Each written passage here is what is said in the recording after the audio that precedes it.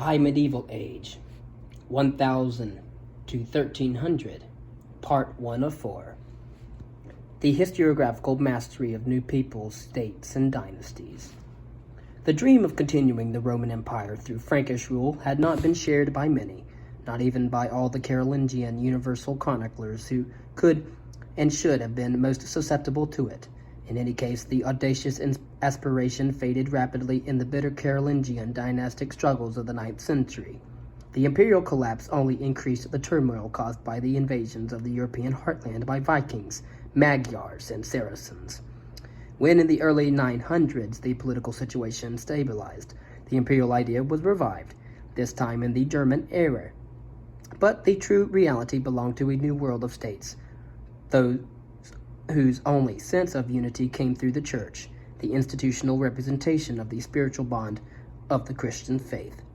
Much of historiography in Europe at this time reflected that reality when it dealt with the continuity of past, present, and future in terms of the integration of new peoples into the Latin West, the reaffirmation of the identity of other peoples, and the consolidation of new states and dynasties. Chroniclers found that they could master these challenges with the historiographical means and views of the previous centuries, integrating people into Latin historiography. The Normans became part of the West. A particularly strong regional historiographical tradition emerged in Normandy, where Vikings and Franks had most recently collided. In the 11th century, Duo, a Frank and the Dean of St. Quentin, created the first written Norman history. Although by Duo's time Normandy had already had Norman dukes for 3 generations, the Franks still remembered the Norman raids and the terrible sufferings that they caused. The chronicler Ricker, Duo's contemporary, expressed a widespread attitude when he still called Richard I the Duke of Pirates, Dux Piratorum. Duo intended to establish the Normans as a respectable group, so that the investiture of Rollo with Normandy in 912 would no longer appear as a concession granted to successful evildoers. In the time-honored way, Dudo found a Trojan origin for the Normans.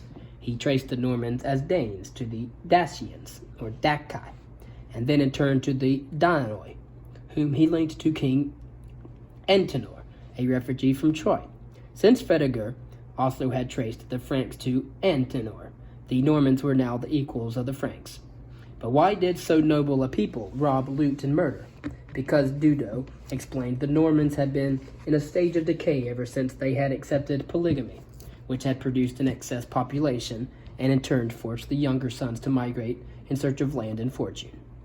However, Dudo granted that the Normans were also driven by the wanderlust which others had criticized in them. In his life stories of the first 3 Norman dukes, Dudo praised the Normans as responsible state builders. In doing so, he de-emphasized their less attractive features: excessive ambition, unsteadiness, slyness, pride, and often uncontrolled tempers. On occasion, Dudo showed genuine insight, as when he explained Rollo's stubborn refusal at his investiture to kiss the French king's feet. What seemed offensive behavior to the Franks only witnessed to the fact that the people, the Normans, have a different custom from the Franks. The strength of Saxony and its history. The Saxons offered an excellent illustration of the fact that in the Christian Commonwealth, contemporary life remained basically local, regional, and even tribal and primitive. Having been subdued by Charlemagne, they triumphed when their duke became emperor in 962. Yet even then, the Saxons' own past stayed an object of at least equal concern and pride to them. Widukind of Corvey demonstrated in his Saxon history that the Saxons needed no Rome-oriented empire to lift them into historical prominence. He then told with relish the story of that remarkable people, the Saxons, from around 568 to 973. Charlemagne's great wars against the Saxons were mentioned in a passage 4 words long and only in connection with the conversion of the Saxons, which Widukind thought made Franks and Saxons brothers, and one people by virtue of one faith. And when in 836 and 923 relics of St. Vitus and St. Denis were transferred from Frankish to Saxon sacred places, Widukind equated the move with the transfer of the imperial power from Franks to Saxons. Widukind proudly used the early Saxon traditions and the songs of the Mimi, the traveling entertainers, for his account of the distant period, where all certainty is dimmed. As for their origins, it was certain that the Saxons were an old and noble people, who needed no Roman Empire to give them prestige. Widukind studiously avoided mentioning the coronation of Otto I in Rome in 962, as well as Otto's ecclesiastical and missionary policies. He also could not understand why anybody would want to make the Slavs Christians and thus equals to the Germans. Saxon interests were as little served by such a conversion as by the contrast imperial engagements in Italy. Later in the investiture controversy, imperial and Saxon interests collided once more.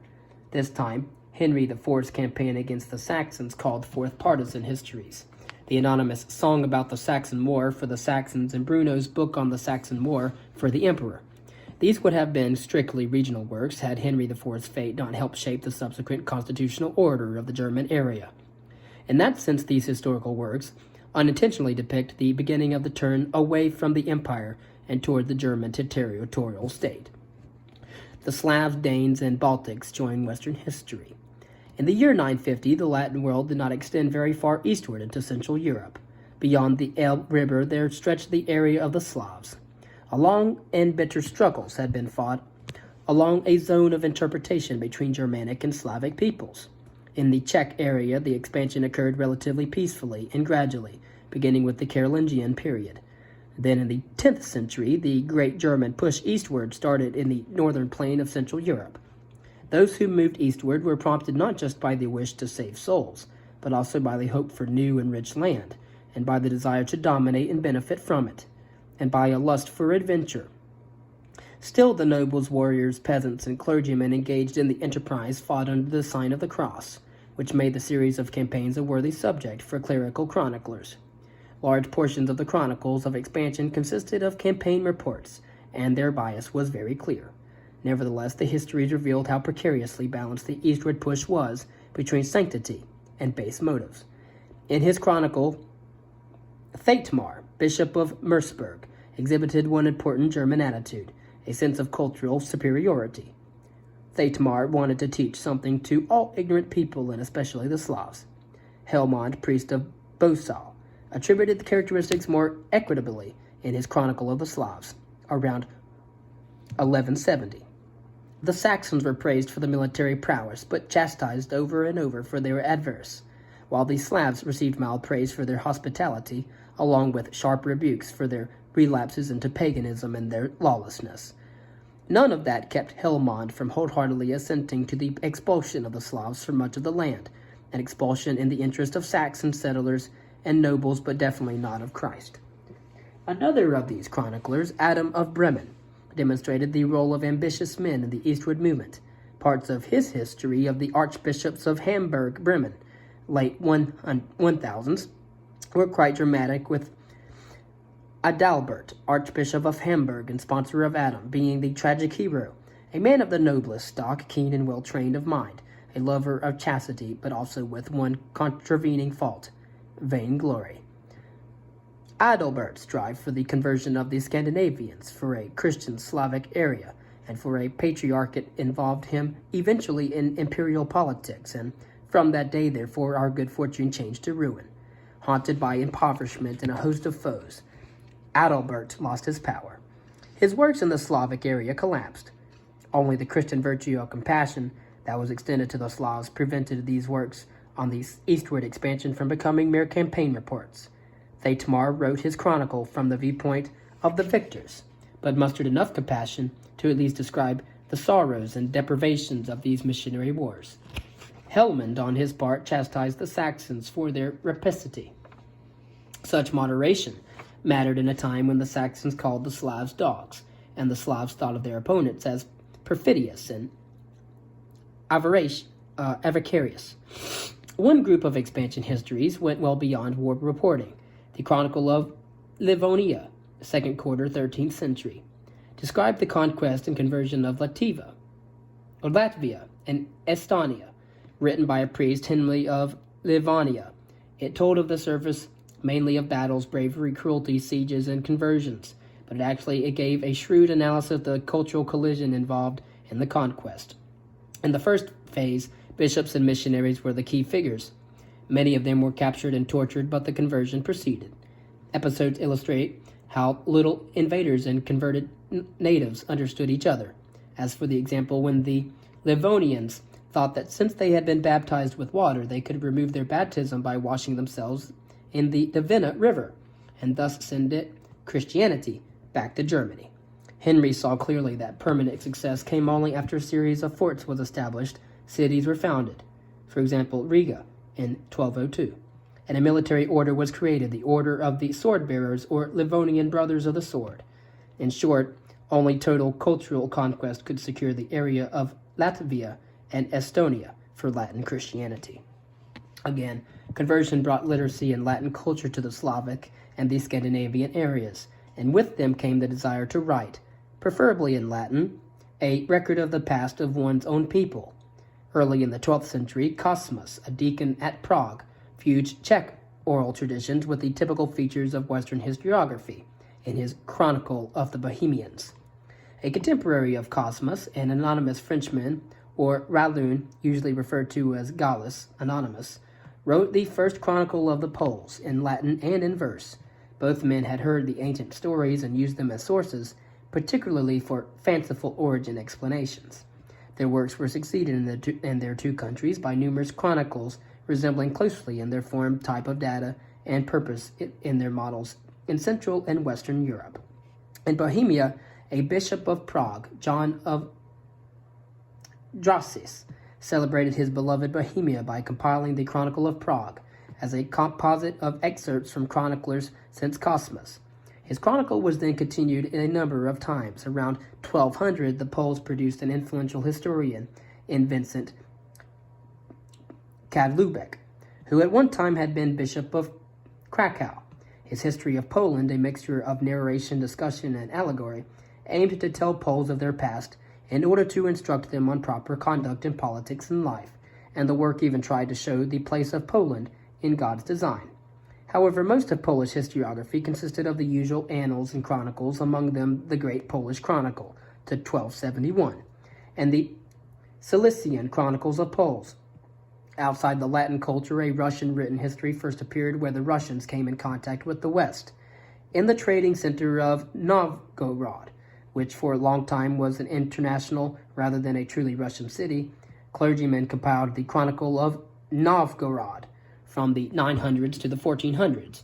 The first indigenous history came out of an old center of power, culture, and trade, Kiev. There, in a monastery, the Nestor Chronicle was written and told the story of Kiev from Rurik on to 1110. For over 2 centuries, the Northmen had intruded into the Western world, first as plunderers and destroyers, and then as state builders. To those Northmen who had remained in an ancestral area of Scandinavia, the period of adventure had left a rich storehouse of sagas, which told of great deeds, hardship, success, and tragedy. Then, from the 11th century on, the message and ideals of Christianity began to overlay and slowly suppress the native traditions. In the process, Scandinavians also changed the way in which they recalled their past. Adam of Bremen and others told about that past as outsiders. In the 12th century, a learned Dane with an excellent Latin style, Saxo Grammaticus, wrote a marvelous account of the Danish past at the point when the Holy Ritual brought also the command of the Latin tongue, and a rich oral Norse tradition was extant. In his Danish history, he showed pride in that oral tradition and also in the runic records. He wrote that the Danes reported their past not only by relating in a choice kind of composition, which might be called a poetical work, the role of their lordly deeds, but also by having graven upon rocks and cliffs in the characters of their own language, the works of their forefathers, which were commonly known in poems in the mother tongue. In the footsteps of these poems, being as it were classic books of antiquity, I have trod and keep true step with them as translated in the endeavor to preserve their drift. I have taken care to render verses by verses, so that the chronicle of what I shall have to write, being founded upon these, may thus be known, not for a modern fabrication, but for the utterance of antiquity, since this present work promises not a trumpery dazzle of language, but a faithful information concerning time past. A Celtic protest. In his History of the Kings of Britain, Geoffrey of Monmouth simply ignored the Anglo-Norman world around him and told the story of the Britons from the dawn of history to the late 7th century CE. How could Geoffrey know anything about that time? Through oral Welsh traditions. Gildas and the circumstances that Walter, Archdeacon of Oxford, a man learned not only to the art of eloquence, but in the histories of foreign lands, offered me a certain most ancient book in the British language, that did set forth the doings of them in all due succession and order from Brute, the first king of the Britons, onward to Cadwallader, the son of Cadwallo, all told in stories of exceeding beauty. Geoffrey, in sole possession of that book, even warned all others not to meddle in the history of early Britain. Many modern scholars have doubted the tale of Walter's book, although it is possible that Geoffrey had access to some composite of Celtic folklore and epics. We most likely shall never know. Geoffrey's contemporaries, however, had no doubts. They loved his history, which, brilliantly written and full of fascinating stories, gave the British and indirectly the English a glorious past and ancestry. Enormously popular and available in many copies, it deeply influenced the writing of English history well into the 16th century. It seemed not to matter that Geoffrey's history dealt with the pagan British past and therefore had martial heroes and not saints as its central figures. The greatness of heroes produced glory and victory, and their weaknesses led to hardship, turmoil, and ruin. When Geoffrey had to account for the decline in British power, he understandably blunted Gildias's theme of British sinfulness by implying that all nations rise, find glory, and decline. Geoffrey learned from Nennius about the Trojan origin of Britons and the story of Arthur. When the Trojan Brutus landed, the name of the island was Albion, and of none was it inhabited save only a few giants. After Brutus had conquered the island, he named it Britain, and his companions Britons, after his own name, for he was minded that his memory should be perpetuated in the derivation of this name. In the line of British kings descended from Brutus, Geoffrey found his great hero in Arthur, who now was called a king, King Arthur. Arthur, the ideal monarch and soldier, had subjugated France, a fact pleasing even to the Norman kings at the time, had defeated the Picts, Scots, Norwegians, and Danes, and finally had set his desire upon subduing the whole of Europe unto himself. Geoffrey's readers, besides having their ancestral pride aroused, were entertained with stories full of magicians, monsters, giants, and witches. Against this double attraction of flattery and entertainment, those who questioned Geoffrey's credibility fought for a long time a losing cause. It also helped Geoffrey's influence that his work appeared just when the fashion of chivalric romance had penetrated his geography.